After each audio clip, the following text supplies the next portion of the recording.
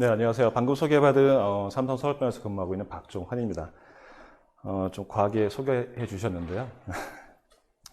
어, 제가 지금 오늘 말씀드릴 거는 이제 의료 분야 쪽에서 이제 보안에 대해서 좀 말씀을 드릴 거고요.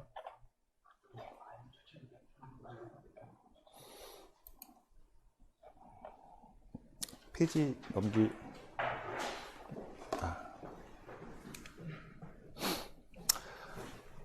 지금 제가 알고 있기에 지금 어차피 이쪽 보안 쪽 업무를 다 하고 계시거나 인사이트를 갖고 계신 분들이 많기 때문에, 그래서 사실상 보안을 무슨 뭐 새로운 걸 소개시켜 드리는 그런 느낌, 아니, 그런 내용보다는 의료 쪽의 보안에 대해서 좀 소개시켜 드리고, 의료의 보안 현실에 대해서 좀 알려드리는 그런 방향으로 좀 말씀을 드리도록 하겠습니다. 저는 지금 삼성 의료원에 근무하고 있고요. 내용 보시면,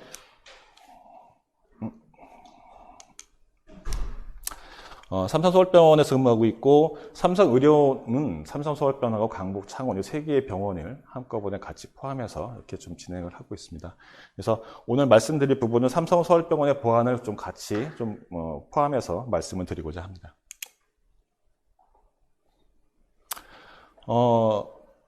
지금 이 연역에 대해서 말씀드리고자 하는 것은 저희 병원에서 보안을 어떻게 하고 있는지에 대한 부분을 좀 같이 말씀드리기 위해서 연역을 좀 포함을 시켰고요. 이 내용 보시면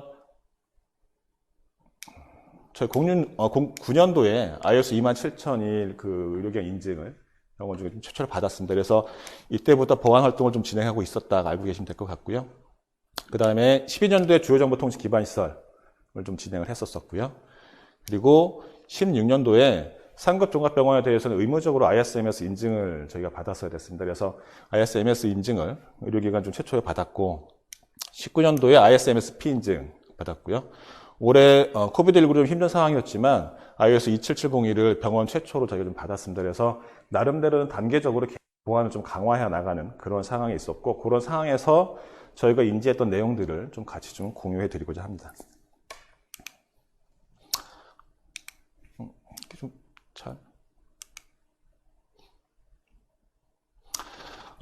저에 대해서 좀 백그라운드 좀 말씀드리면, 97년도에 그 팩스라는 시스템 구축할 때, 저희 병원에서 팩스 운영할 때, 그때 좀 저희가 그 관련된 업무로 들어왔었고요. 여기 보시면 이제 이게 팩스 모니터고 팩스 시스템들입니다. 이것도 이 당시 의료기기 시스템으로 저희가 들어왔었고, 당시 뭐 사례를 말씀드리면 이 시스템 하나가 그 당시 강남에 있는 아파트보다 좀 비쌀 정도로 고가의 시스템이었습니다. 그래서 모니터 하나가 막 2천만 원씩 하고 있는 이런 정도의 시스템이었고요. 해당하는 그런 시스템 구축을 하다가 이제 팩스 이외의 IT 시스템 운영 관리 쪽도 같이 좀 했었고요. 2010년도에는 삼성서울병원이 두바이에다가 그 병원을 같이 오픈을 했었습니다. 그 당시에 이제 제가 총괄 프로젝트 매니저로 진행을 했었고, 당시에 이제 병원 운영했던 모습이고요. 현재는 지금 보안 쪽 업무를 맡아서 이것저것 같이 좀 진행을 하고 있습니다. 그래서 IT 사업부터 보안까지 관련된 부분을 좀 같이 좀 공유해 드릴 수 있을 것 같습니다. 그래서 오늘 제가 좀 말씀드릴 부분은 병원의 특수성에 대한 부분들 좀 먼저 말씀드리려고 하고 있고요. 병원의 특수성에서는 병원 의료라는 거에 대한 업의 특수성하고 어떤 것이 정보보호 대상이 될 수 있는지에 대한 말씀을 드리고, 그 다음에 실질적으로 병원 정보 보안을 할 때 어떤 사건, 사고가 있었고, 어떤 내용들이 좀 우리가 그 주요 이슈로 다루고 있는지에 대한 부분들을 좀 공유해 드리도록 하겠습니다.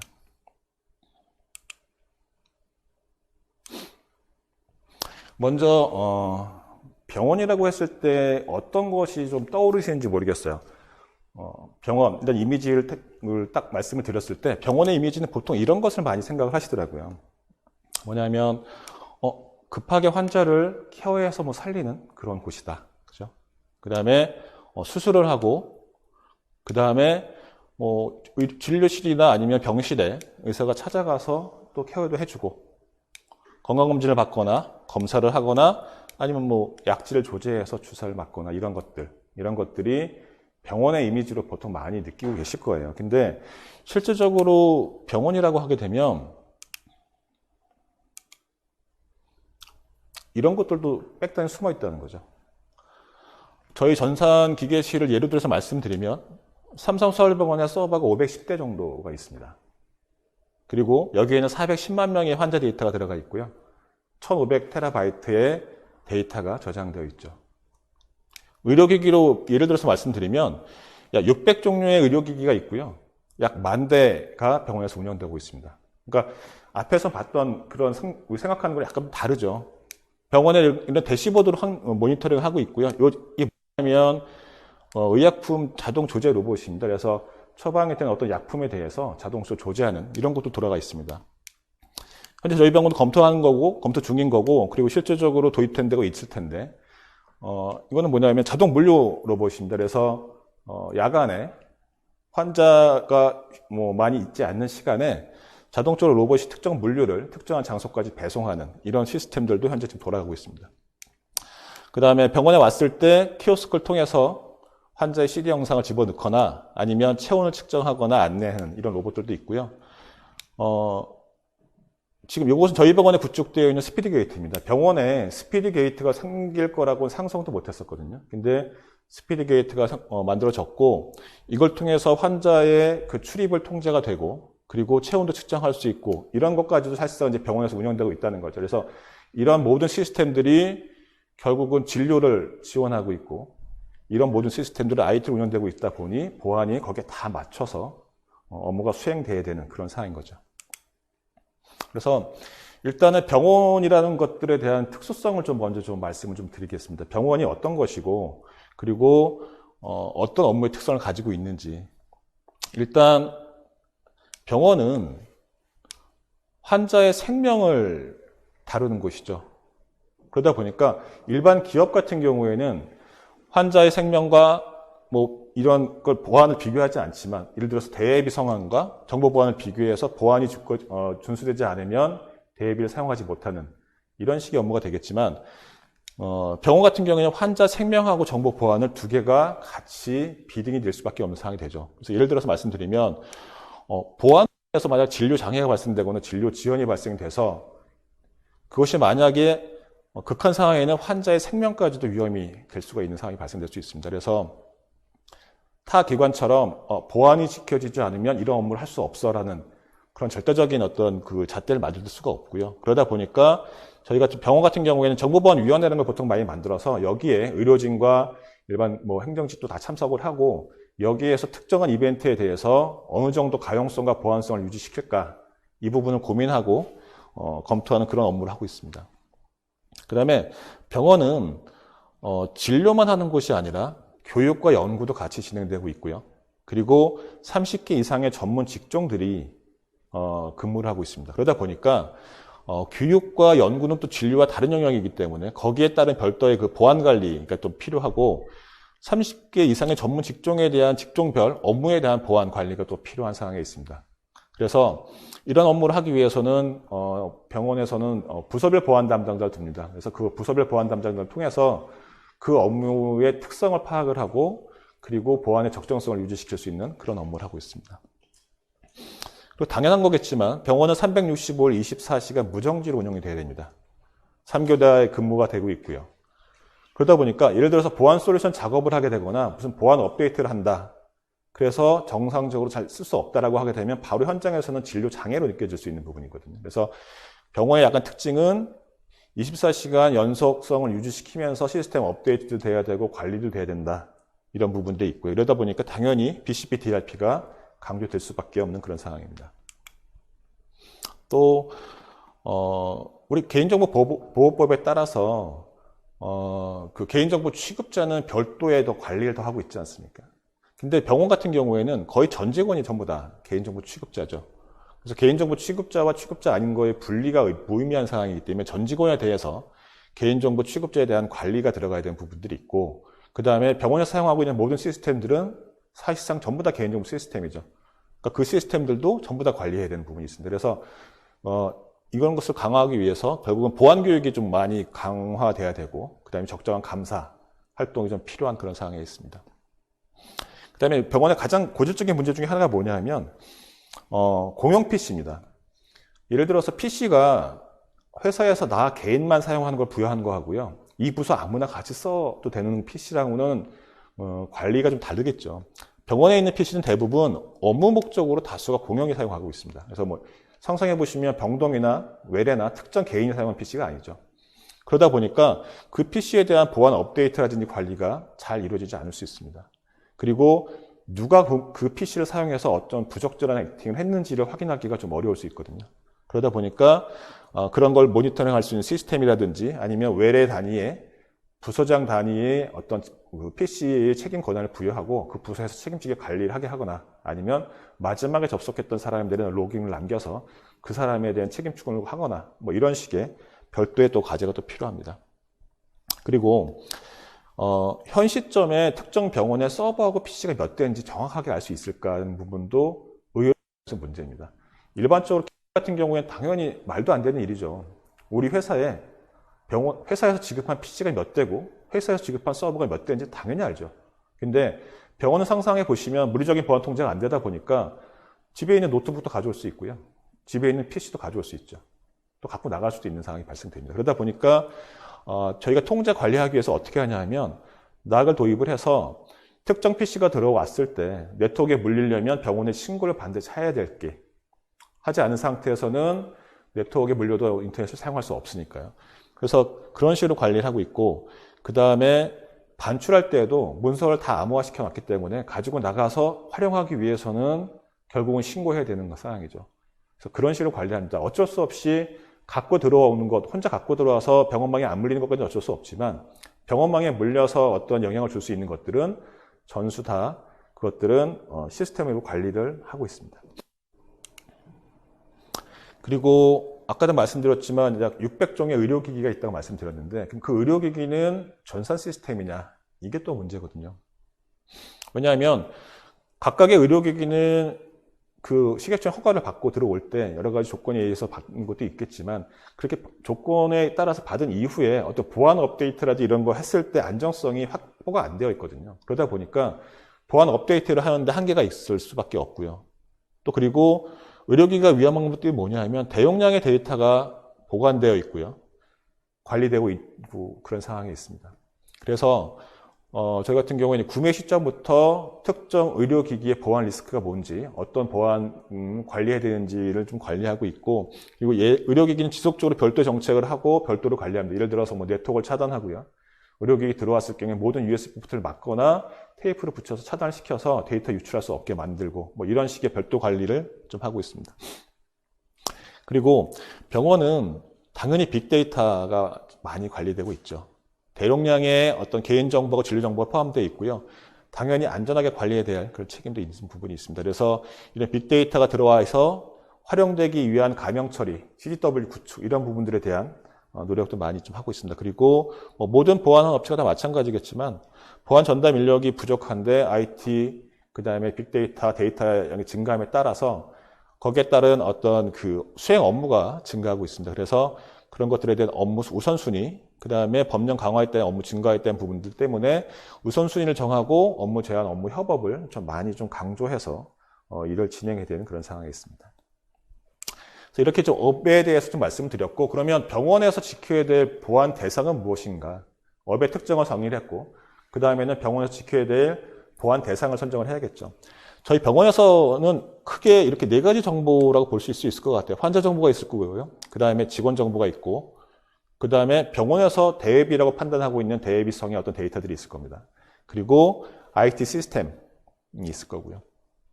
그래서 환자 정보 같은 경우에는 개인정보 플러스 여기에 병원에서 획득하게 된 진료 정보가 들어가고 이런 것들은 관련 법령에 따라서 이제 엄격하게 관리가 돼야겠죠.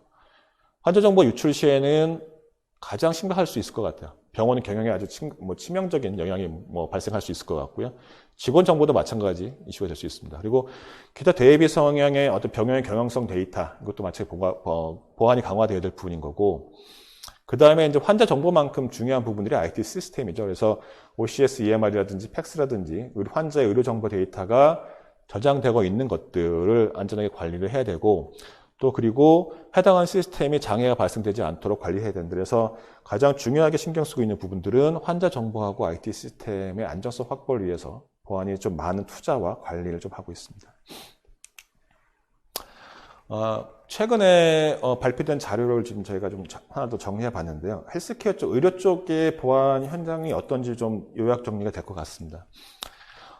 상급 종합병원의 평균 직원 수는 한 2,500명 정도 된다고 합니다. 상급 종합병원 한 43개의 가장 큰 병원이라고 생각하시면 될 것 같아요. 근데 직원 약 2,500명인데 보안 전담 인력은 1명 정도인 거죠. 그러니까 상당히 인력이 적다라고 보실 수 있고, 그 다음에 종합병원 같은 경우에는 대부분 겸업을 하지 보안 전담 인력은 1명도 채 되지 않은 상황에 있습니다. 그러니까 지금 대부분의 병원들은 IT 관리부서에서 보안도 같이 겸해서 하고 있는 이런 상황인 거죠. 예산을 좀 보면요. 보안의 예산을 봤을 때 상급 종합병원 같은 경우에는 약 7억 정도, 그죠? 7억 정도의 보안 예산을 가지고 있고, 종합병원 같은 경우에는 차이가 참 큽니다. 상위는 2억 8천이지만 하위는 한 500만 원 정도. 여기 인건비가 포함된 건 아니고요. 그래서 대부분의 어떤 이런 보안 투자 비용을 실질적으로 보안 장비라든지 소프트웨어 구매, 이런 쪽, 대부분 유지, 보수, 운영, 관리 쪽에 쓰고 있는 거죠. 그 다음에, 관제 같은 경우에는, 의료 아이삭이 다행히 몇 년 전에 이제 시작이 돼서 상급병원 같은 경우에 의료 아이삭을 통해서 보안 관제를 좀 하고 있는 상황이 있습니다. 그래서 이 내용을 전체적으로 보셨을 경우에 생각되는 게 뭐냐면, 기술적인 보안 장비 구축 위주로 좀 진행이 되고 있다 보니까 반드시 법에서 하라는 것만 간신히 하고 있는 그런 상황이거든요. 그 이외에 추가적인 노력을 해서 보안의 또 강화를 위한 것도 분명히 좀 필요한 상황이 있습니다. 그래서 지금까지 이제 그 병원의 특성에 대해서 좀 말씀을 드렸고요. 그리고 이제 병원의 정보 보안인 어떤 것들이 있는지에 대해서 좀 말씀을 드릴 거겠습니다. 병원 정보 보안 리스크를 좀 먼저 좀 말씀드릴게요. 이게 꼭 맞는 건 아닌데 저희 쪽에서 판단했을 때 보안의 병원 쪽에서 리스크는 크게 세 가지로 좀 구분을 할 수 있을 것 같습니다. 첫 번째는 외부에서 공격이 들어와서 병원의 핵심 시스템에 장애가 발생되거나 기밀이 유출되는 것들, 이걸 막아야겠죠. 두 번째는 내부에 있는 데이터 정보가 밖으로 유출되는 것들, 이거는 직원의 실수로 될 수 있을 거고요. 아니면 고의로 할 수도 있겠죠. 그 다음에 세 번째는 정부 쪽에서 들어오는 감사나 인사 역시도 병원 입장에서는 하나의 리스크로 관리가 되어야 될 포인트가 있습니다. 왜냐하면 그 적정하지 못했을 때, 법을 위반했을 때 과태료라든지 아니면 공표되는 사실들이 있거든요. 언론에 공표됐을 때 그 병원의 데미지도 상당히 크다고 할 수 있으니까요. 그래서 이 세 가지의 어떤 리스크를 좀 분석을 해보면 법적 책임이 발생되고요. 그죠? 그 다음에 경제적인 피해가 발생되겠죠. 그래서 예를 들어서 주민등록번호가 얼마 이상 유출됐을 때, 한 명당 20만 원씩 해서 몇 명 이상 유출됐을 때 그 피해도 상당히 클 수 있을 거고요. 또 예를 들어서 하루만 진료를 안 한다라고 했을 경우에 큰 병원 같은 경우에 수억 원의 그 손실이 발생되겠죠. 그리고 이런 보안 사고가 났을 때는 경쟁 우위 하락은 당연히 발생할 수밖에 없는 상황이고요. 그래서 이런 리스크들이 세 가지가 기본적으로 저희가 관리되어야 된다고 생각을 하고 있고, 그 위에 추가적으로 하는 부분들이 매년 이제 보안 환경이 변화되면서 법령이 바뀐다든지 사회 환경이 바뀜에 따라서 추가적으로 고려해야 될 그런 리스크가 있을 것 같습니다. 그래서 각각의 리스크별로 병원에서 하고 있는 보안 활동과 그 다음에 그 리스크가 어떤 식으로 언론 보도가 되는지를 좀 말씀드리겠습니다. 보시면 외부 공격을 막기 위해서 병원에서 하고 있는 것들 대부분 다 비슷할 겁니다. 보안 관제하고 있고요. 이거는 외부 위탁을 해서 할 수도 있고 의료 아이삭을 통해서 할 수 있을 것 같습니다. 그 다음에 시스템 모의 해킹을 하고 있습니다. 그래서 외부에 특히 오픈된 시스템에 대해서는 보안이 적정한지 모의해서 취약점을 개선 작업을 하고 있고요. 낙 도입하고 PMS 운영하고 있는 부분들이 있고요. 요즘 이제 큰 병원들, 국립병원은 많이 했겠지만 사립병원 같은 경우에 PMS를 도입을 해서 망분리를 이제 시작을 하려고 하고 있고요. 이걸 통해서 업무망하고 인터넷망을 좀 분리시키는 작업을 좀 단계별로 하고 있습니다. 그다음에 유해 사이트 차단하고 악성 이메일 모의 훈련, 암호화 이런 거 하고 있죠. 그래서 이런 것이 미흡했을 때 여태까지 언론 보도됐던 사항들 좀 보시면 이런 사례가 있었습니다. 이 케이스는 뭐냐면요. 유명 성형외과의 개인정보가 유출이 돼서 고객 협박까지 갔던 케이스입니다. 성형외과 정보를 유출을 해서 사진을 다 유출을 했고요. 해커가 병원을 상대로 해서 협박을 해서 돈을 받아냈습니다. 그 다음에 해커가 뭘 했냐면 그걸로 끝난 게 아니라 그 데이터, 획득한 데이터에 있는 환자 정보를 활용해서 환자들한테 다시 연락을 한 거죠. 환자한테 연락을 해서 당신의 성형 수술하기 비포, 애프터 사진을 다 갖고 있다. 얘를 공개할까 말까. 아니면 돈 줘. 이런 식의까지 그러니까 결국은 병원이 실수를 해서 환자 직접적인 피해가 발생하는 그런 사고 사례도 있었고요. 또 서울에 있는 모 대학병원은 언론 보도 사항에 이렇게 되어 있습니다. 북한의 해킹에 의해서 뚫려서 8개월간 완전히 장악된 그런 사례도 있었다라는 언론 보도 있었습니다. 그 다음에 모 병원의 그 브랜치 병원인데요. 할리우드 장로병원, 미국에 있는 병원인데 해킹 사고로 인해서 랜섬에 감염이 됐었고요. 열흘간 병원이 완전히 문을 닫았습니다. 그래서 입원하고 있는 환자들 다 돌려보내고 수술 스탑, 외래 스탑 다 문제가 됐었겠죠. 조금 더 보면 시카고 의대에 35만 유출된 것도 있었고요. 미국 병원들 싱가포르 대형 병원 150만 명 유출된 것도 있었고, 가장 최근에 같은 경우에는 독일 병원에서 해커의 공격으로 인해서 랜섬의 공격으로 시스템이 완전히 장악됐고, 그로 인해서 급하게 수술받아야 될 환자 한 명이 수술을 못 받았습니다. 그래서 이송하는 와중에 해당하는 환자가 사망하는 그런 사례도 있었습니다. 그리고 해커가 침입을 해서 정상적인 어떤 그 팩스 영상에 환자의 병명을 만드는 이런 조작까지도 가능하다는 그런 사례도 있었습니다. 두 번째는 이제 내부 정보 유출에 대해서 좀 말씀드릴게요. 내부 정보 유출을 막기 위해서는 가장 기본적인 부분들이 데이터가 밖으로 나가는 것들을 차단하는 거죠. 그러다 보니까 USB 쓰기 통제 대부분 많이 하고 계실 거고요.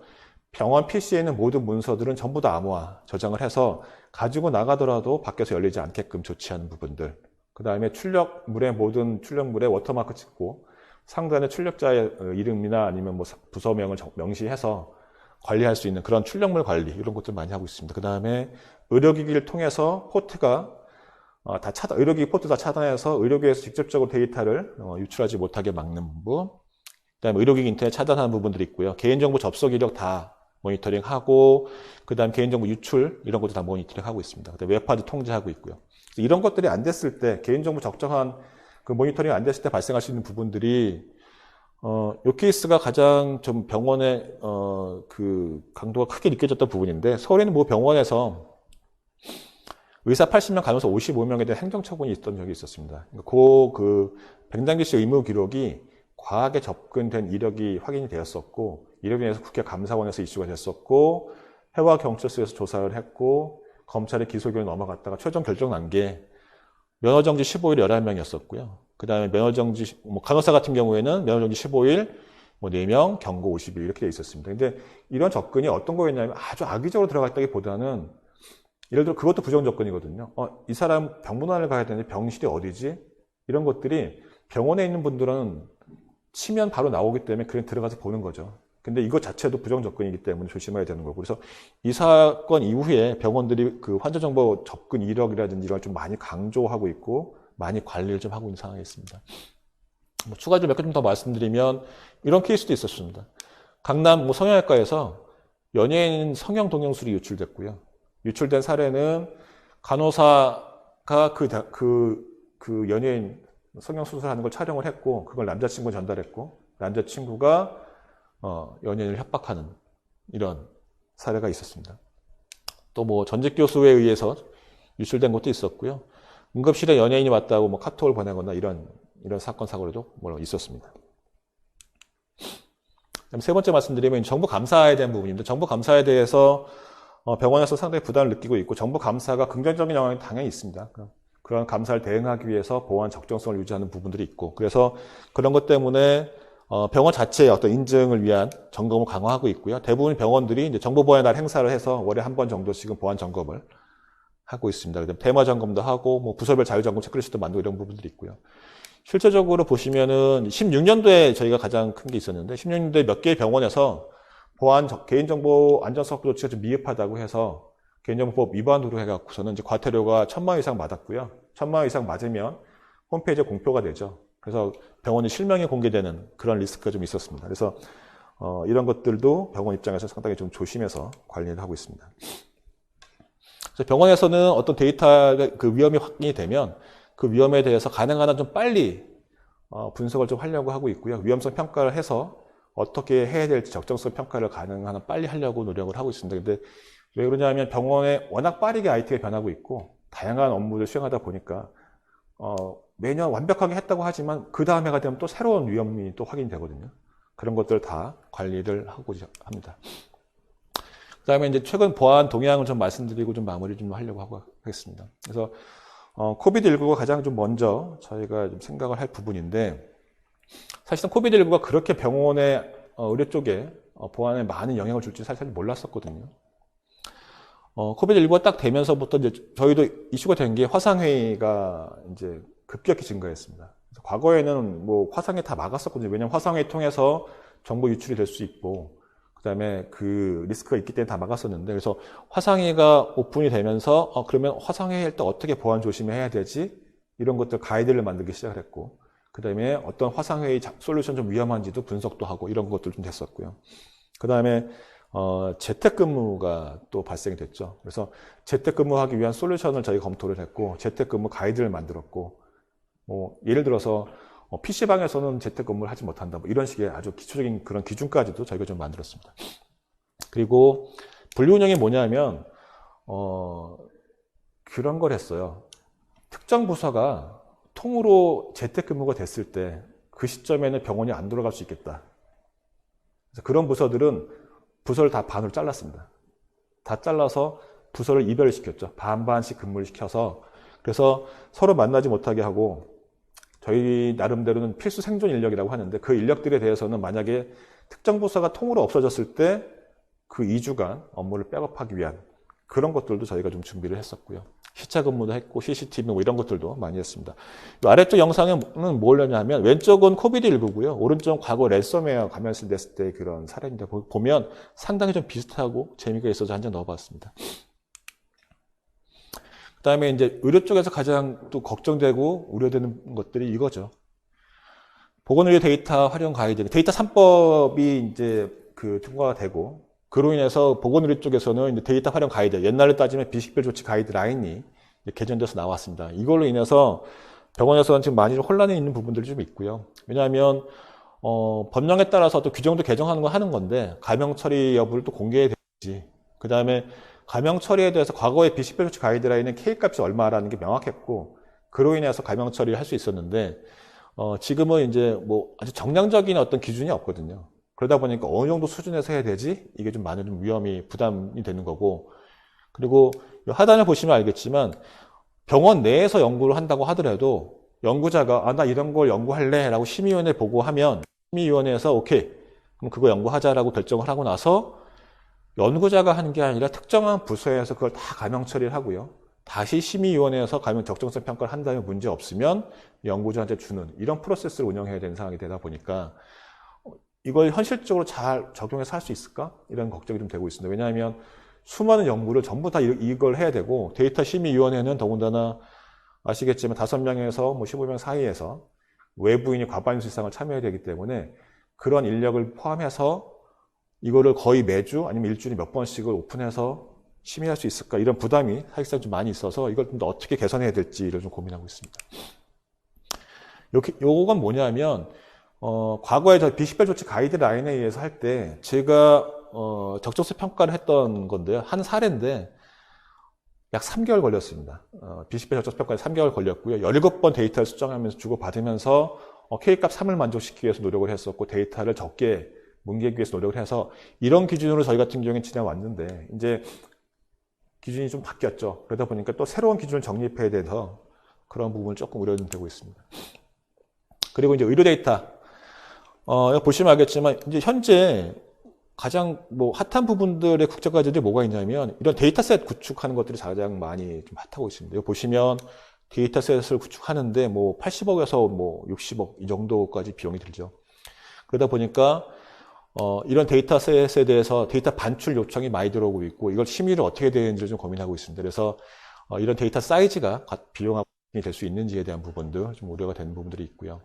그리고 이러다 보니까 부서별로 개인별로 저장하고 있는 데이터를 빨리 중앙화시켜야 되는 그런 부분들, 그리고 법령을 준수해서 다 한다고 하더라도 과연 이렇게 일을 진행했을 때 사회 통념상 이게 아무런 문제가 없을지는 또 다른 고민거리인 것 같습니다.